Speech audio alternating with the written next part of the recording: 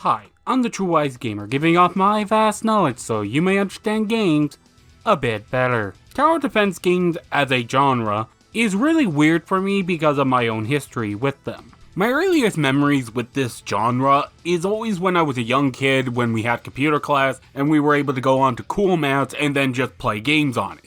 And one of the games that we usually did play was Balloon Tower. Usually 4, sometimes 5, and that's mostly because of how Flash worked back in the day and, oh god, now I'm depressed. But in any case. But even then as a kid, I already had an affinity towards this genre because after playing Balloon Tower, I would try other ones like Gem Tower and a bunch of other ones you wouldn't probably know of, but they were other Flash games. Mostly because tower defense games are kind of very static types of games. Games that are meant to be played periodically. They don't take too long if you know what you're doing, but still offer enough strategic strategy to placing units in particular spots to maximize your effectiveness. And that's not to say that the genre is just basic. There are a lot of other types that actually make interesting ideas and dynamics with this.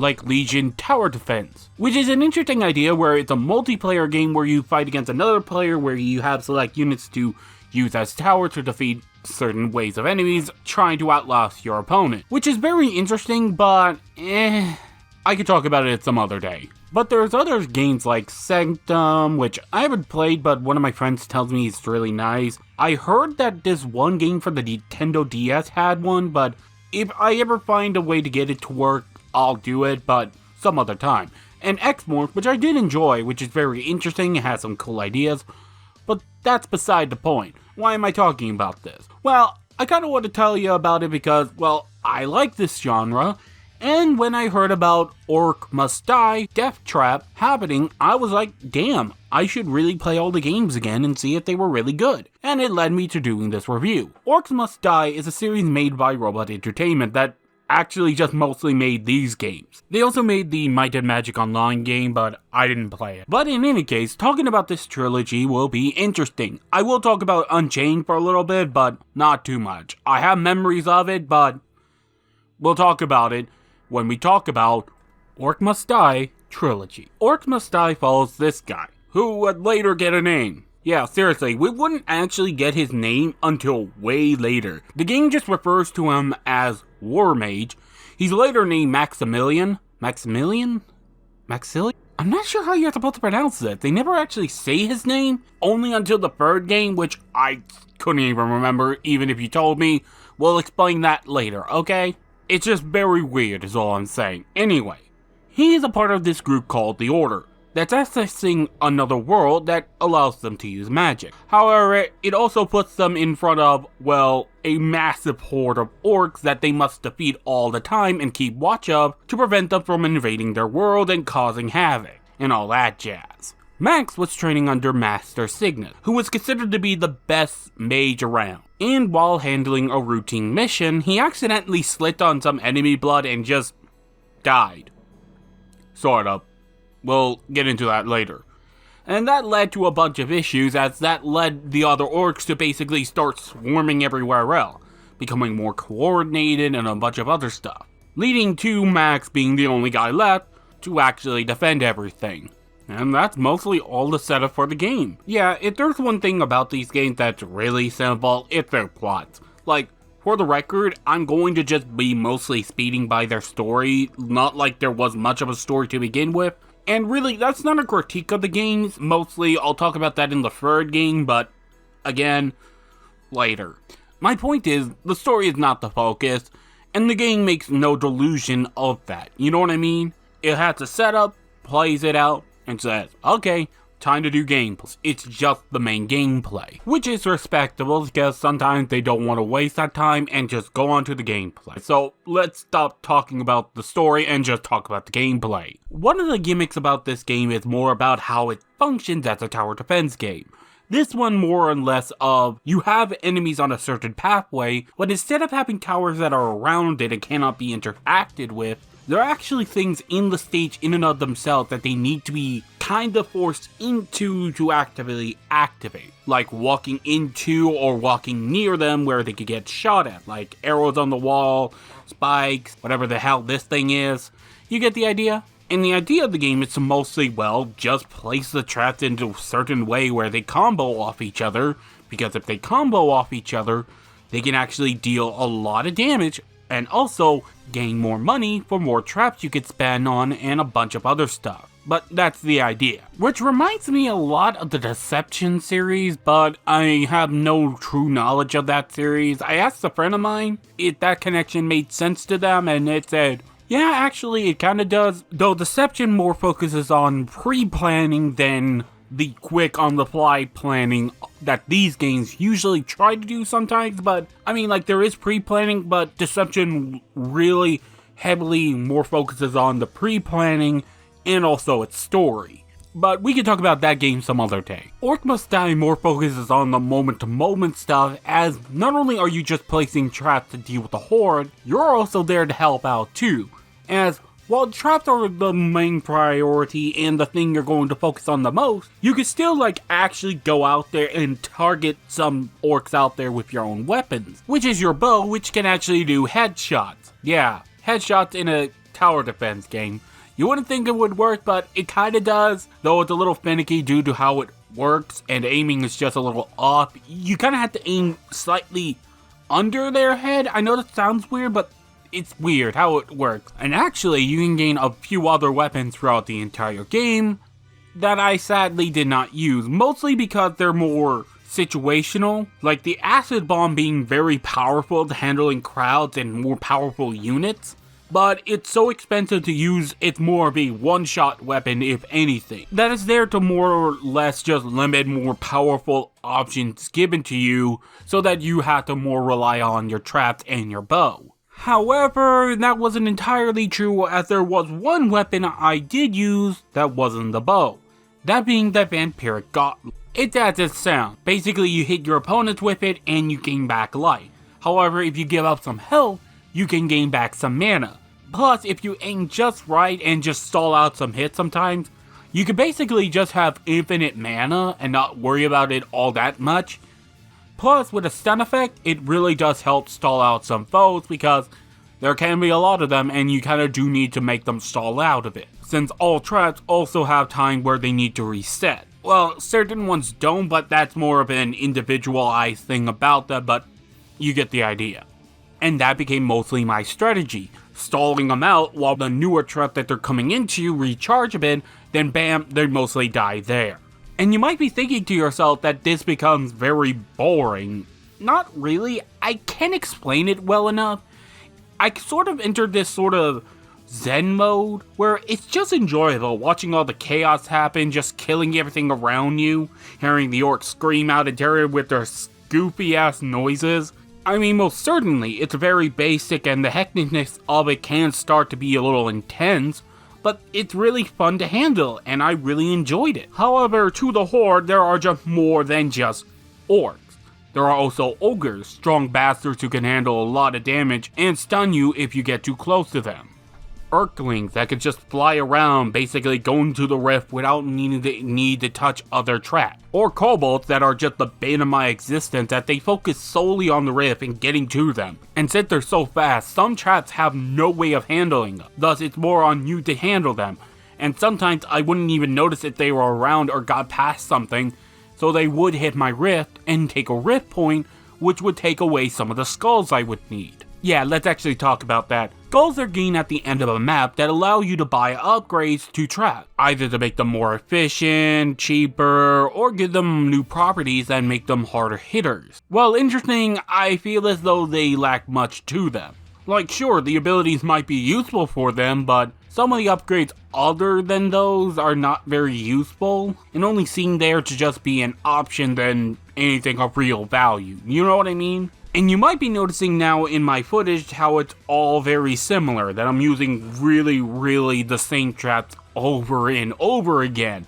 And well, that's mostly because I had played these games and I kind of figured out really early on that using these order of traps really are the most effective way to deal the best amount of damage and to stall them out. And more times than not, it would just work on every map, making it just more and more powerful just knowing what to do. So to explain how it works exactly so we can all be clear about this, see, by interlocking both the tar and the spike traps, the tar pits would give enough time between each spike to give them enough time to reset, giving them damage, plus slowing them down over time to allow me to kill off any of them that are still trying to get their way there. Plus wall arrows to deal damage over time on just every wall just because might as well. And 95% of the time, it would usually work because more times than not, the game couldn't handle it.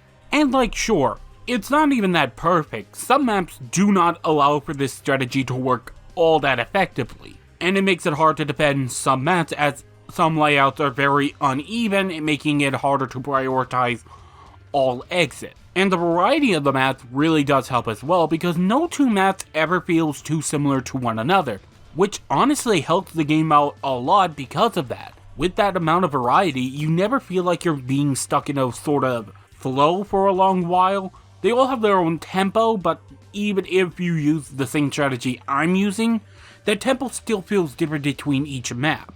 It also helps that the music is actually pretty dang good. It gets reused a lot throughout the series, but it's still good and I do think it's really well done. I'm more surprised there's no remixes of it, but I'm just saying, it can get stale.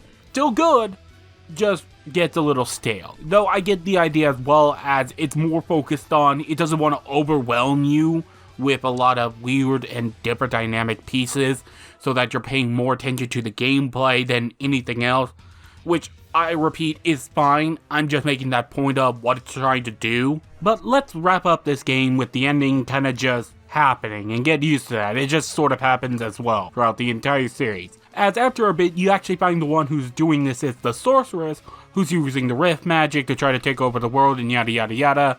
Basically, Max decides, fuck it, destroys all the rift, ending magic, trapping her on the other side and just saying, well, my job is done. Or well, that's what would happen until the sequel happened, where basically, yeah, it was definitely the right call at the time. However, it also led to a lot of problems for everyone around him, as basically they use magic a lot in their society to basically keep them function. And so, Master Cygnus decides to recruit the sorceress, who is actually his old apprentice, to join up with Max in order to begin a new order to protect the world and the rift. And pretty much it's mostly the same game. Not in that bad way, like, sure, it's using the same engine, materials, and all that jazz. And to state now, this game looks great. All the orcs are a little different from each other, even replicates of them. They still look great, having good models to them. Everything just looks very solid, well-based, has a good art style. I'm not sure what to call this art style, but it's a good one, to say the least. And the gameplay really hasn't changed all that much. In fact, for the most part, the sequel, the third game, doesn't really change anything much from the basis of this game. And really, all the games are more iterative of each other than innovative, which is not a bad thing. In fact, it's a good thing because it means they can actually focus on what was wrong and actually fix it.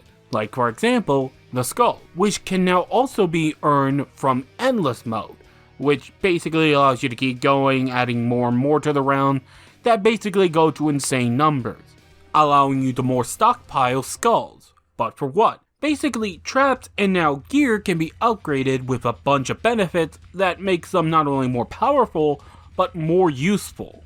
Though that's not to say that the map's layouts have changed all that much either. There's still variative, and some maps are actually now more punishing of certain traps, meaning that some traps that I usually use would be unavailable. Still doesn't mean I still can't use my basic traps, just all of the ones I would want to use are not available. Plus, we're also dealing with new enemies, like the trolls that heal over time, meaning they are way more of a threat that need to be taken down really quickly, or at least have traps deal enough damage to them. And these upgrades really do make an impact. Sadly, I'm still not making myself very variative. I'm just stuck in my ways. When I see something that works, I just use it. And most times than not, it just works. Ironically, that doesn't make it any less fun, it's just how I am. Which I do appreciate that the game isn't punishing me for being less variative, which is good because I also appreciate the game's vibe, as it's pretty much still most of the same kill more orcs by the dozen and so forth. I honestly kind of wished I did experiment more to show more of the traps, but hey, hammer meets nail and all that jazz. Though that doesn't say I wasn't having some problems. I mean, some maps were really annoying, like the double bridge one that basically requires you to both defend 2 bridges at the same time, which is just really annoying to defend properly because you need to be focusing on both of them, but you don't have the resources to do so. It also shows off the archer orcs that are just more apparent now, as they will usually either target you or your guardian. These units were in the last game, but I'll talk about them here now. Guardians basically are just placed there to do whatever. Either shoot orcs in the face or slash them in the head, something like that, and are usually more deterrents to prevent orcs from getting to the rest. But in any case, there's also a lot of great maps that I have really had fun with, like passages, which you have a lot of ways of how to handle. Do you let all of the entries open so they're more spread out, but you have to watch out for a lot more, or do you just make them go through a choke point and then gun them down as they come in? It's really interesting, and I did really like that map. Yeah, let's actually talk about barricades for a moment. Barricades are something that you can place down, and if the orcs see it, they'll basically try to go another way, unless there is another rift, which for some strange reason, they won't go to the one that is actually open. No, they'll decide, fuck this barrier, we're going to get to that one in particular, even though there's a free one over there. Because more times than not, if there's just the one, blocking one path will prevent them from going in that particular path and try to take another route. But for whatever reason, if there's another one, fuck it. And you might be noticing that I really haven't mentioned much else what's different about it. And again, like I keep saying, these games are iterative, so there's really not much I can talk about. There's a few differences here and there, like you can actually play as the sorceress in this game, who has a minor difference where she has more mana, which I just realized I should have played as her in this game because I used the vampire gauntlets again in this game, and it would have been more effective if anything.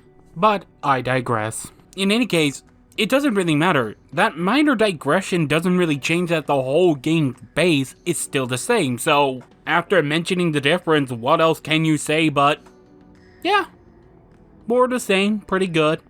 And that's where we gotta talk about the next game, sorta. Because you see, after 2, they started doing other stuff and also make the game Unchained. Unchained was basically a spin-off online game that I played and was actually my introduction to the series, but my memories of the game are very vague and hazy. I didn't play it that often, and one of my other friends who did play it told me it was a very grindy game, and it was before the era of where live services were everywhere, and just, you know, all that jazz. But my point being is, it didn't do well, and it got really cut short really quickly. However, they decided to use some of the assets from that game to make a new game, well, Orcs Must Die 3. And that leads us to the final game in this trilogy, that being, well again, Orcs Must Die 3. And really, I'm having a hard time talking about this one, mostly due to because I'm not sure if it's better than 2, or if they're on the same level of each other, if you know what I mean. Like, sure, there's more game, but that's really all there is to it, and some minor stuff here and there, but nothing worth really saying, it's a whole other game. Though one of the more notable things about this game was that the graphics have been changed dramatically, more matching the style that was done in Unchained, and it's a really good one. It basically upscales a lot of what was in the first 2 games and just making it very much glossier. I'm not sure what the term I'm looking for is. It just looks refined? Anyway, and it's also very well animated. Like, the first cutscene of the game is really well done, and I'm more surprised that the game bothered to have this much effort for the cutscene. So let's actually get the story out of the way real quickly. So simply put, it's a few years after the second game, and the Order is now really strong with 2 new war mages coming up. And basically, Max has just disappeared. Nobody knows what the hell happened to him, and the sorceress is now just doing her own thing, trying to keep the order in check. However, some things have been coming into weird effect as rifts are starting to open more randomly and start spawning in some new enemies. This is due to because of an old war mage that was actually a friend of Master Cygnus coming into the fray that, oh yeah, let's actually talk about that. Whatever reason, the game doesn't really explain what the hell happened to Master Cygnus. He just disappears after the fact. They never actually explain what happened to him. It's just very weird is all I'm just saying. I'm just pointing it out, but whatever. Anyway, this guy here now is trying to take over the world and all that jazz, and it's up to these two newbies to take him on, which they do so very easily. And after the fact they learned that Max was kidnapped by this guy or something, it doesn't really matter. There was a side thing, but I didn't finish it because, let's just be clear about this, I got tired and kind of burnt a bit because as much as these games are enjoyable, they are the same game, and just keep playing these games one after the other can be a little draining. And like the only thing that this game adds are some of the characters now have individual abilities, which is really interesting, but at the same time it's like, cool, not a game changer, but nice to have. And finally, the new mode, War Mode. See, that new villain brought in a lot of new units, and well, basically, they're going to swarm the rift. And certain maps are where those things sort of happen, where they just spawn a lot of it. I kind of call it the Serious Sam mode because, well, in any case, let me explain. Serious Sam is a series that has a lot of enemies in it, and it is just more times than not just throwing more and more at you. Or Painkiller, there's also that series, but you get the idea what I'm trying to say. These modes just throw just more enemies in general, and really the only real gimmick of it is that there's just more of them, plus a few traps that are there solely for that mode. But really, more times than not, they're easy enough to do. Only like the final one is really, really hard. But even then, they honestly feel like they're designed for more co-op mode than anything else, which this game introduced. Which I was very surprised by, but whatever. I sadly couldn't use it because I didn't have any friends who also had the game, but you know how it goes. There's also Scramble mode, which I sadly did not play because, look, sometimes you just gotta stop and just move on. Scramble mode is kind of like a roguelike, where basically every level will basically randomize a few things, where traps are less effective than other ones, and force you to try out different traps, which is interesting, but it's just how it is. I didn't try it for this video, or at least didn't try it while I was recording and working on it. I tried it out later on, and this is more ad-libbed at this point. Let me just tell you, it's fine. It's fine. Not interesting, but you know what? I'm glad it's there. And that's really this series in a nutshell. A lot of stuff that's pretty good. Not great, but you enjoy it for what it is, and enjoy it solely because of that. Honestly, if you ever want to try the games, I really do recommend it. The games usually go on sale more times than not, and are usually cheap. Hell, Orcs Must Die Free usually is on sale, and never released at full price, so it already gets a good mark on my end, so, you know what I mean. Anyway, my point is, if you ever want to try the series, you should absolutely try it. In any case, next time, I really don't know what I'm going to review next. I apologize. I usually plan stuff a little in advance, but this year has been weird to me. Anyway, see you next time.